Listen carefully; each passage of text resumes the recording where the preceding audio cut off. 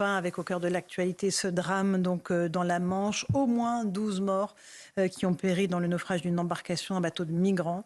Il s'agit d'un bilan provisoire. Gérald Darmanin, ministre de l'Intérieur démissionnaire, est arrivé sur place. Il salue en ce moment même les forces de l'ordre. Il va prononcer quelques mots. On va les entendre en direct sur nos deux antennes. On va écouter quelques réactions d'habitants de Boulogne-sur-Mer qui malheureusement connaissent depuis longtemps ce type de tragédie. Écoutez-les. Pourquoi toujours les empêcher et après ils reviennent comme ça par leurs propres moyens et puis malheureusement ça finit toujours très mal. On finit par être habitué à force malheureusement. À notre échelle on ne peut pas faire grand chose. Nous ici en tant qu'habitants du Boulonnais, même du Calaisis, on est un peu impuissants par rapport à tout ça.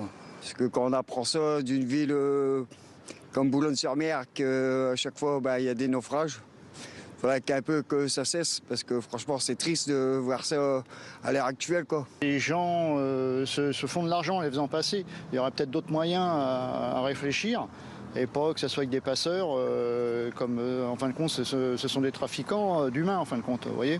Effectivement, des trafiquants d'humains. Merci à Charles Baget d'avoir recueilli ces témoignages d'habitants de Boulogne-sur-Mer. Louis de Ragnel, le ministre de l'Intérieur, est sur place. Ce phénomène, malheureusement, je le disais, les habitants, ils sont tristement habitués. Les habitants et puis Gérald Darmanin qui lui-même est issu de cette région-là et qui en tant que ministre de l'Intérieur à plusieurs reprises est venu faire ses déplacements un peu sinistres et pour observer justement tous ces morts, les sauveteurs aussi qui ont essayé de faire. Mais on n'arrive pas à juguler ça. On n'arrive pas à arrêter les passeurs, à empêcher les bateaux de... J'en profitais pour rebondir sur ce qui a été dit par un habitant très intéressant sur les passeurs et ce que disent beaucoup de policiers qui travaillent dans la région et dans le département expliquent qu'aujourd'hui même les passeurs viennent attaquer, s'en prennent directement aux policiers, aux gendarmes, ont des moyens de plus en plus évolués, surveillent les mouvements des policiers et des gendarmes en utilisant des drones. Et donc à chaque fois, la police et la gendarmerie sont obligés un coup de retard. Voilà. Alors maintenant, il y a quand même un investissement qui a été fait, notamment un équipement qui a été beaucoup plus évolué. Donc les policiers et gendarmes utilisent des drones, des moyens cynophiles, ils utilisent des quads, enfin tous les moyens qui permettent d'aller sur la plage. Il y a des surveillances la nuit, le jour, au petit matin, à la tombée de la nuit. Il y a un travail qui est vraiment fait en coopération avec la Marine nationale, avec le CROSS, les sauveteurs en mer. Là, le bateau dont on parle est affrété par l'État pour faire du sauvetage en mer. Donc c'est un bateau qui, entre guillemets, a l'habitude de faire ça. Donc on ne peut pas dire qu'il y a rien qui est fait. Le problème, réellement, il est, et c'est un peu ce que disait, on en parlait avec Éric Revel, c'est au niveau européen, les frontières extérieures de l'Union européenne qui ne sont pas tenues. Et puis on voit bien qu'il y a des intérêts divergents. C'est-à-dire que les pays qui tiennent les frontières extérieures de l'Union européenne savent très bien que les migrants qui passent dans leur pays ne veulent pas rester dans le pays. Donc globalement, ils n'ont pas vraiment d'intérêt à fermer leurs frontières, à mettre des moyens pour la fermer. Eux, ce qu'ils veulent, c'est que les migrants passent le plus rapidement possible. Et pour les pays de destination que nous sommes, la France, qu'est l'Angleterre, qu'est l'Angleterre, absolument. Par rapport justement à tous les... il y a beaucoup d'Africains anglophones et puis des gens qui viennent de l'ancien Empire britannique et même encore de l'actuel Empire britannique. Et donc voilà, ce sont ces phénomènes-là qu'on a beaucoup de difficultés à juguler et avec beaucoup de réticence au niveau de l'Union européenne. Parce qu'il y a des courants politiques qui s'opposent avec des énormes contradictions. C'est-à-dire que vous avez des chefs d'État qui affichent une intention de mieux contrôler, voire d'arrêter. Et puis il y a beaucoup d'autres chefs d'État pour qui ce n'est absolument pas un sujet, voire ils s'y opposent. Je termine simplement d'un mot. Il y en a de moins en moins. Oui, il y en a parce que beaucoup de pays européens sont confrontés par le problème. Et puis il y a quand même un mot sur les associations qui viennent en aide aux migrants. Je pense qu'il va falloir un peu crever l'abcès de ce sujet. Les Italiens ont commencé à le faire, nous pas du tout.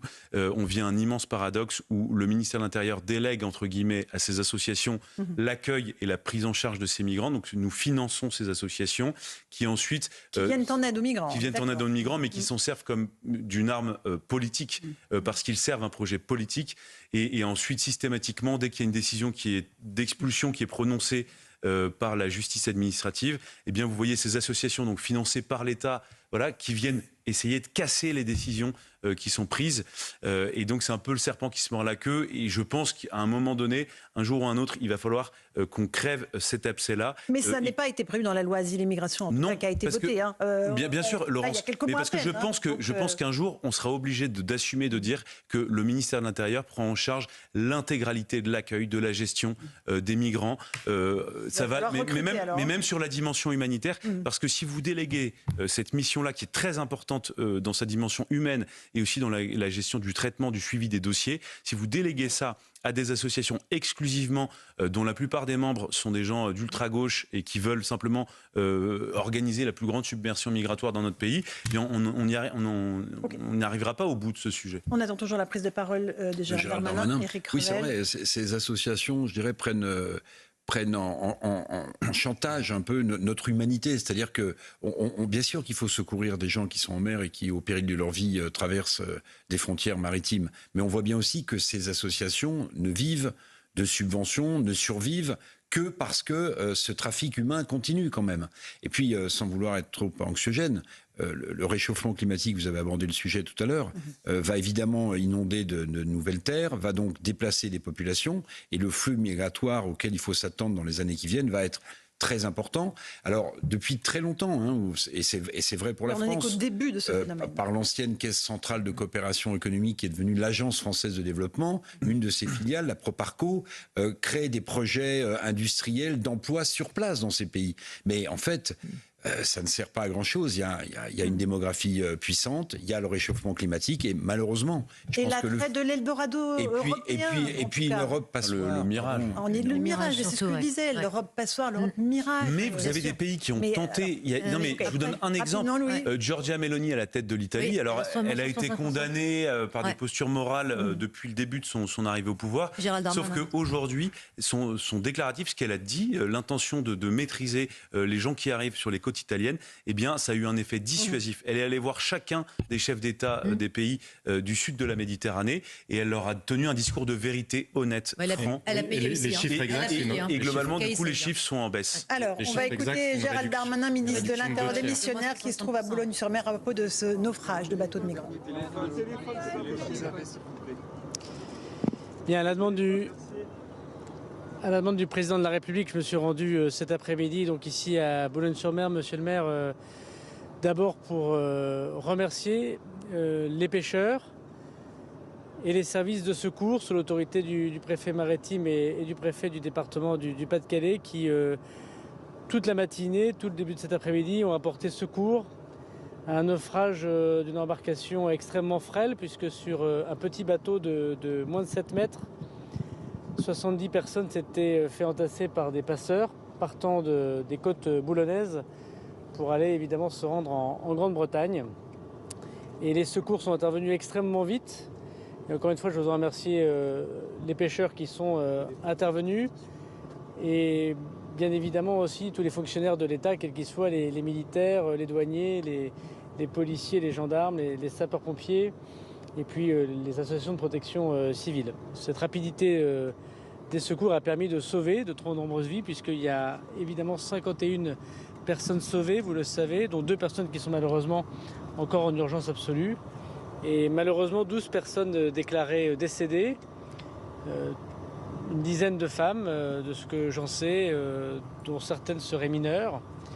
Et évidemment c'est un drame, dès qu'une personne perd la vie sur notre territoire. Je voudrais évidemment avoir une pensée extrêmement émue pour elles, pour leur famille, elles qui cherchaient sans doute un monde meilleur en Grande-Bretagne.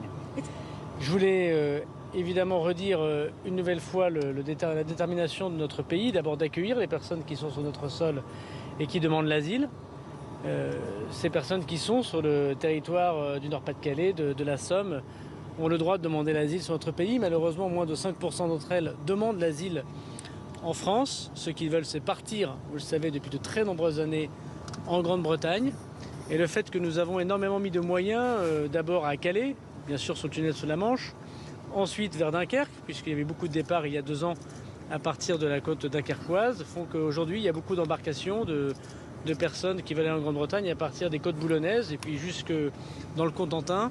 Et donc nous oblige à évidemment mettre de plus en plus de moyens. Il y a aujourd'hui 1700 policiers et gendarmes par jour qui sont mobilisés sur cette façade et de plus en plus de moyens financiers également avec nos amis britanniques pour pouvoir surveiller cette côte. Et aujourd'hui nous mettons les moyens supplémentaires. Nous devons mettre des moyens supplémentaires sur la côte qui va grosso modo de Wimereux jusqu'à la baie de Somme.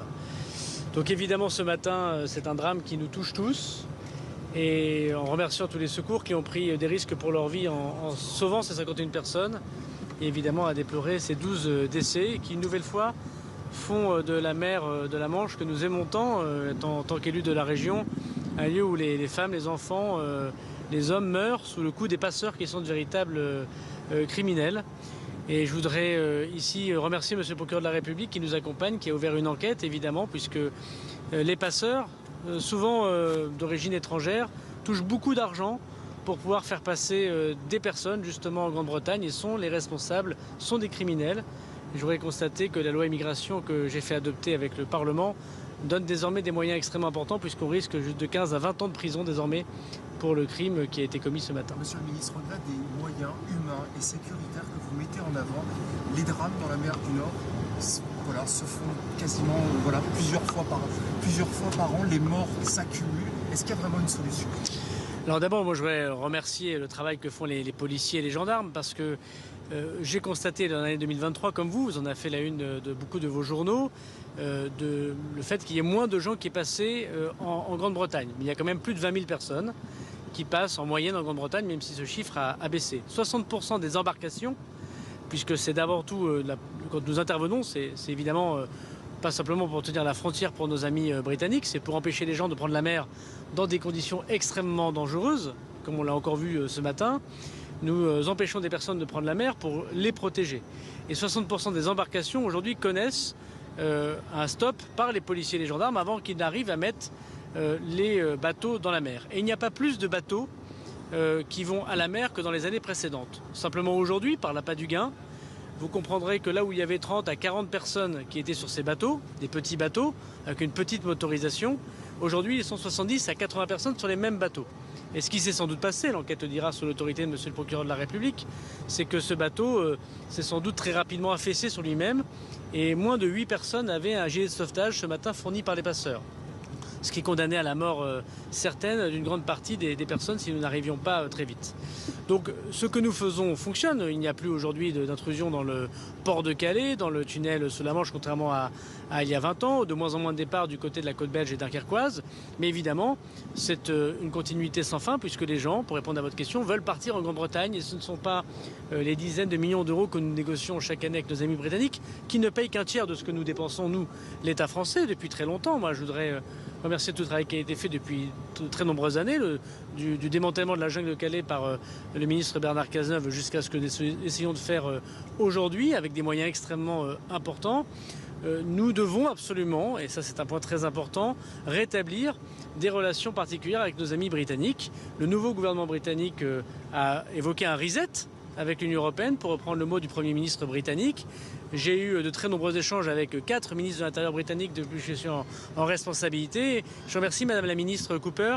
D'abord, j'ai eu un échange téléphonique avec elle tout à l'heure, des condoléances qu'elle adressait à la France, mais aussi, je crois, et c'est très important, et ce sera sans doute le rôle du prochain gouvernement dès qu'il sera nommé, et donc du prochain ministre de l'Intérieur, de négocier ce que nous demandons et ce qui a été demandé par le président de la République à Boris Johnson il y a plus de 2 ans, un traité migratoire entre la Grande-Bretagne et l'Union européenne.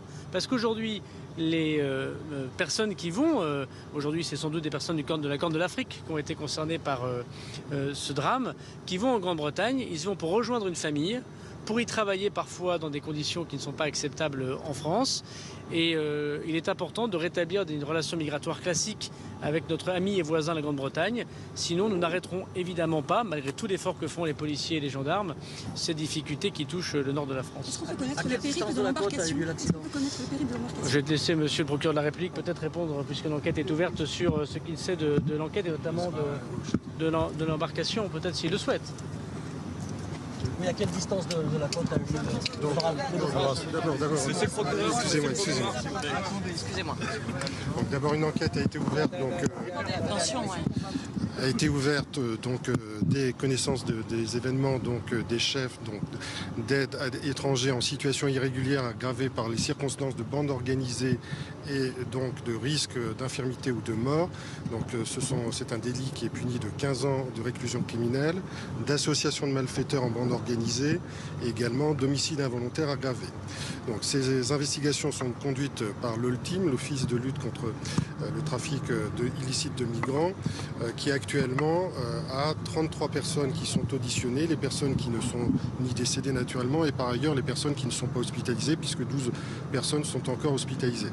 Donc dans le cadre de ces auditions, ça nous permettra de déterminer les conditions dans lesquelles les événements sont survenus, à la fois de la zone de départ précise, à la fois les conditions dans lesquelles le bateau a coulé, sachant qu'il semblerait qu'il ait coulé à peu près à 5 km au large du cap Griné.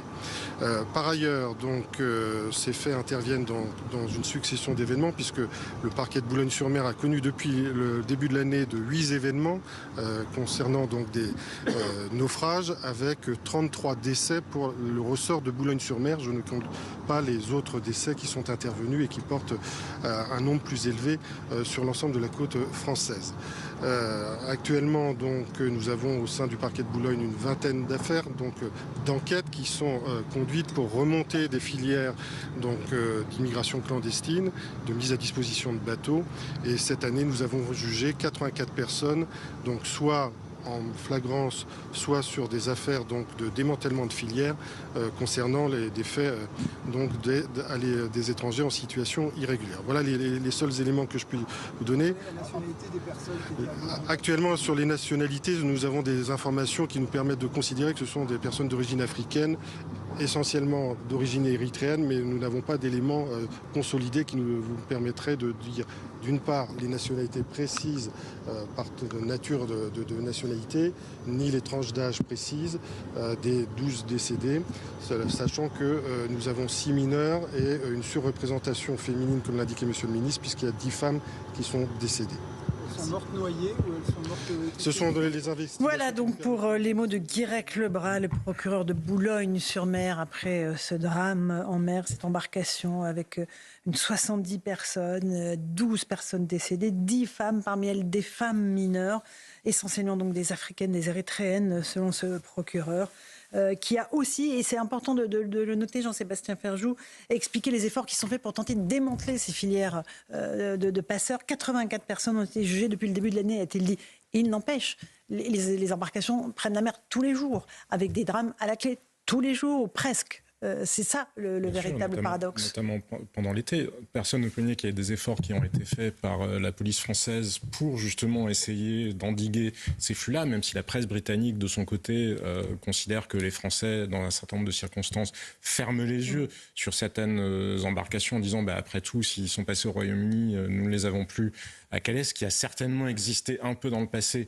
Moi, aujourd'hui, maintenant, on peut se poser la question, pourquoi est-ce qu'on ne tape pas plus au portefeuille ? Parce que ces filières de passeurs, ça leur apporte beaucoup d'argent. Et donc, il y a du blanchiment de cet argent. Et cet argent-là, on peut le retrouver. Les services de l'État mettent beaucoup d'efforts à aller chercher parfois des poux dans la tête de petites entreprises, parce que c'est facile de leur demander, parce qu'elles ne vont pas s'enfuir.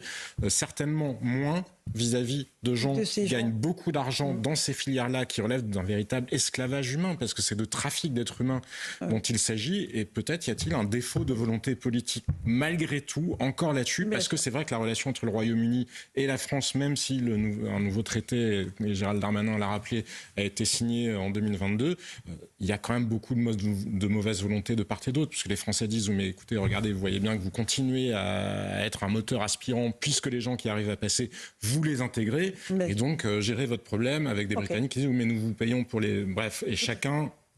en quelque sorte, joue avec la vie d'être humain. Rachel Kahn, j'aimerais vous entendre sur ce drame absolu, sur ces morts, 12 morts au minimum. Oui, c'est affreux, c'est inqualifiable, surtout en 2024. Et moi, j'ai passé 3 mois à Lampedusa dans un camp en fait, de migrants.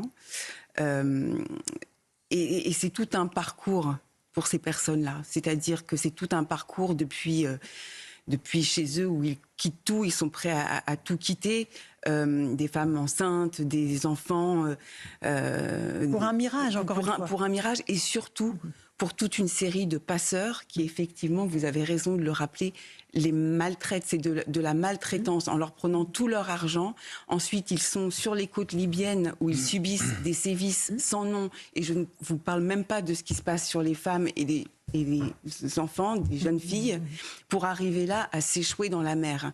Donc c'est vrai qu'il y a effectivement la communauté européenne qui doit véritablement agir et mettre en place très fortement et sanctionner en fait ces profiteurs de misère, mais aussi une collaboration étroite entre les États européens et puis que la communauté internationale se réveille pas, parce qu'elle donne des résolutions, la communauté internationale, mais par rapport à ces droits humains-là, on l'entend très peu. Et puis quel signal envoyons-nous aussi? Est-ce qu'on envoie le signal de la grande fermeté, Sabrina Medjeber, ou est-ce qu'on envoie le signal de, voilà, il y a de la place, venez, on peut vous accueillir?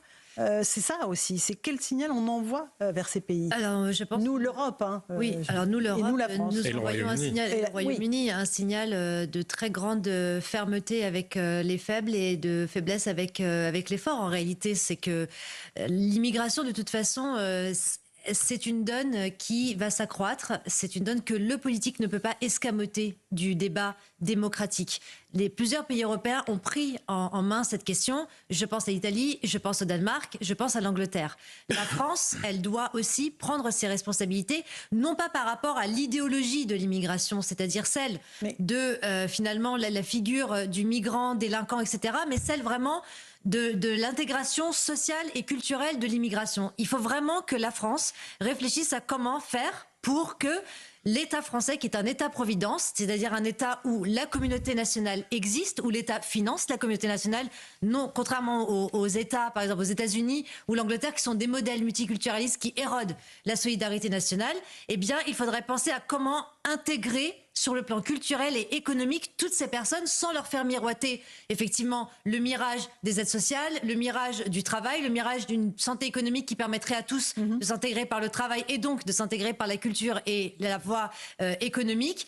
Et à partir de là, je pense que si la France mettait sur la table, comme l'a fait Madame Meloni, comme l'ont fait les Danois, par exemple, avec des lois sur les sociétés parallèles, des plans anti-ghetto pour éviter justement les heurts civilisationnels qui conduisent à ce qu'on a vécu, ce qu'on a vu en Grande-Bretagne cet été, eh bien, il faut aussi penser comment gérer notre immigration sans que ce soit, comment dire...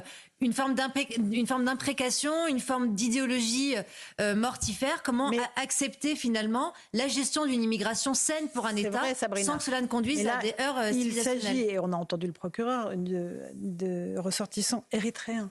Donc ce sont des gens qui sont en transit sur le sol français. Mais arrivent par l'Italie. Ce sont des gens qui arrivent par en France. C'est pour ça que Gérald Darmanin réclame un traité migratoire entre Londres et l'Union européenne. Mais en réalité, la France est ligotée. La France ne peut rien faire. C'est ça la vérité, non? Éric Revel? Oui, vous avez raison. Non, mais parce qu'on parlait tout à l'heure de cette Europe passoire, et notamment Louis Dragnel en parlait des frontières extérieures, mais il y a aussi des pays, effectivement, où il y a une volonté politique et où il y a des choses qui ont été faites. Et Sébastien Ferjou le rappelait tout à l'heure. Mais quand même, Darmanin, il a raison vraiment sur un point sur lequel il faut insister. C'est que ce trafic d'êtres humains répond à la loi, comme toute loi économique, de l'offre et de la demande. La demande, c'est des gens qui fuient la misère, ok. L'offre, c'est ces passeurs sans scrupules qui s'enrichissent. Et pardonnez-moi, je pense aussi à ces gens idéologisés dans les associations qui aident, qui croient aider. Mais en fait, ces gens livrent, notamment en Grande-Bretagne, à des exploiteurs du travail de ces migrants. Ils leur livrent une main-d'œuvre extrêmement bon marché. Et ces gens, ces gens de gauche qui expliquent, qui dénoncent le travail, qui dénoncent l'exploitation, en fait, c'est eux-mêmes qui livrent, notamment en Grande-Bretagne, où il suffit d'arriver sur le marché. C'est eux qui livrent cette main-d'œuvre bon marché. C'est eux qui sont les employeurs. Non, mais c'est quand même.